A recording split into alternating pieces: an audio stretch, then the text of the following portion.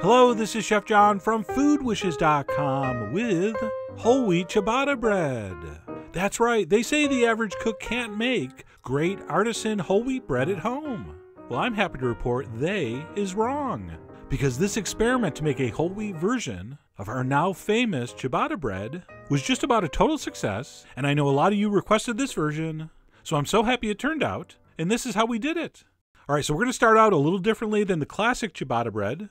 We're going to start by making a sponge, and to do that we're going to throw just a little bit of yeast into a bowl, along with some barely warm water, and then we're going to add not one but 3 flours. So we're going to add a little bit of rye flour, we're going to add some regular white all-purpose flour, and we're going to use some whole wheat flour. And we'll go ahead and give that a stir, make sure it's mixed very thoroughly.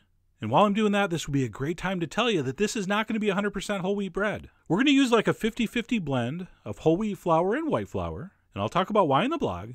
And then once all that's mixed together, we'll go ahead and cover it in plastic, and we'll just let that sit for 5 or 6 hours, or until it gets all beautifully bubbly. And by the way, this recipe is super easy, but you gotta time the steps right. We're doing this sponge step in the afternoon, so we can finish the dough tonight, and it will be ready to bake in the morning. Okay, so we're gonna let that sit for 5 or 6 hours, at which point it should look like this.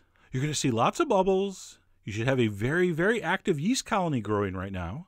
And if you don't, let it go a little longer. That's fine. All right, so our sponge is looking good, and we're going to move on to the rest of the ingredients. All right, so first up, we're going to need some salt. We're also going to put in a little spoon of honey, and then a few things to give this a little extra texture, a little extra flavor, a little extra nutrition. We're going to throw in a little bit of polenta. We're also going to put in some ground flaxseed. All right, very good for the plumbing. And we're also going to toss in some sunflower seeds. Yes, that's what those baseball players are eating all the time. And then it's time for the rest of the flour. And like I said, we're going to use half white and half whole wheat. So we're going to dump that in. And then we're going to take a wooden spoon, which is my favorite tool for this step, and we're going to stir that until a very sticky dough forms. And as I was starting to stir here, I looked down on the counter and I realized we didn't add the extra water yet. So we're also going to add a half a cup of room temperature water at this stage. And by the way, that's a great reason to measure stuff out and have it on the counter, because it was really easy for me to notice I hadn't added it yet. And of course, there's other things like pumpkin seeds or sesame seeds that you can also add into this dough. I mean, suit yourself. You are the Jake LaMotta of your whole wheat ciabatta. And speaking of Raging Bull, people, stop sending me emails that your ciabatta bread was flat.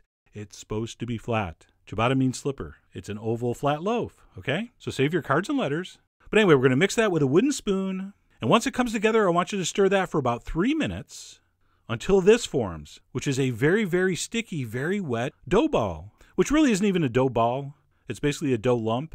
But you can see how it kind of wants to pull together. It kind of sticks to the sides, but it is sort of acting as one unit. Okay, so that's perfect. And of course, I'm going to give you the measurements. But forget measurements. If yours doesn't look like that, fix it. Or if it's too dry, add some water. Or if it's way wetter than that, add a little more flour. Okay, the beauty of video is make it look like that. And once it does look like that, go ahead and scrape down the sides, clean off your spoon, and then we're going to go ahead and wrap that up and let that rise overnight for about 10 to 12 hours or until doubled. All right, and for me, I'm starting this rise about 9:30 at night, which means it should be ready to form into a loaf around 9:30 in the morning, which it was. Check it out. It will have doubled in size, if not a little more. And before we even unwrap this and let you look at it, I want you to prep your pan, which means a heavy-duty baking pan with a piece of parchment on it.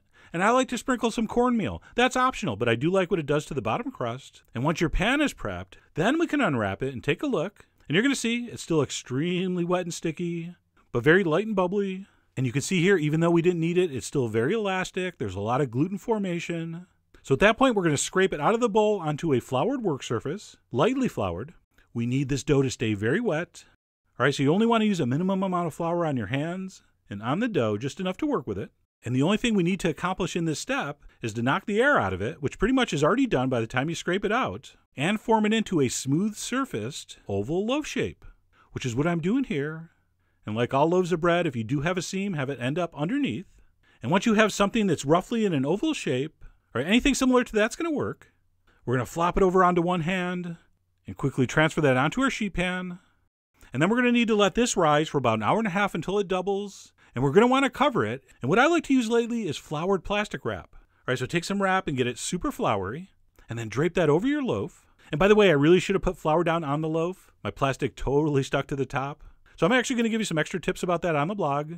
But anyway, we're going to cover that. And we're going to let that sit in some kind of warmish area for about 1.5 hours. Could be a little quicker, could be a little longer, who knows. But when it's ready for the oven, it's going to look like this. And yes, it definitely grows out more than it grows up.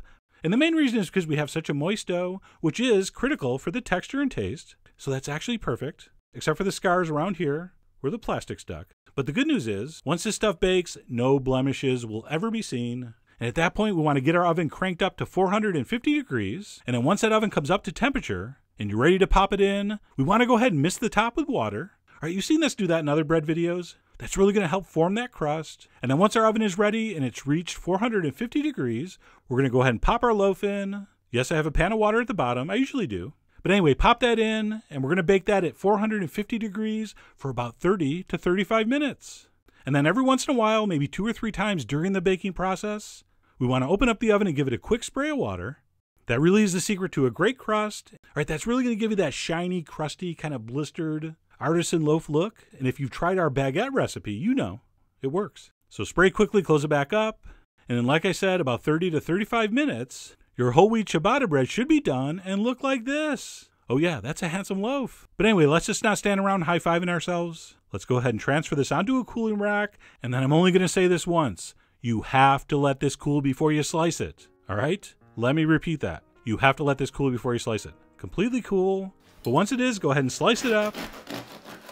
Man, that sounds good. Not only did it sound good, it looked good. Look at that crumb structure, or matrix, or whatever they call it. It looks pretty good. Let me get one more slice here. And more importantly than the looks, the taste really was excellent. All right, for being half whole wheat, this still had a very mild flavor. It did not have that overly bitter, too earthy flavor that you get with some whole wheat breads. And then, of course, for the ultimate serving suggestion, you're going to want to toast this and put some butter on it. I mean, I demoed this a few years ago, and it really, really caught on. I mean, everybody's doing it. All right, so if you haven't experienced that yet, you want to check that out. But anyway, that's it. Whole wheat ciabatta. If you were a fan of our original no-knead version and want to play around with a whole wheat version, then I really hope you give this a try. Head over to foodwishes.com for all the ingredient amounts and more info as usual.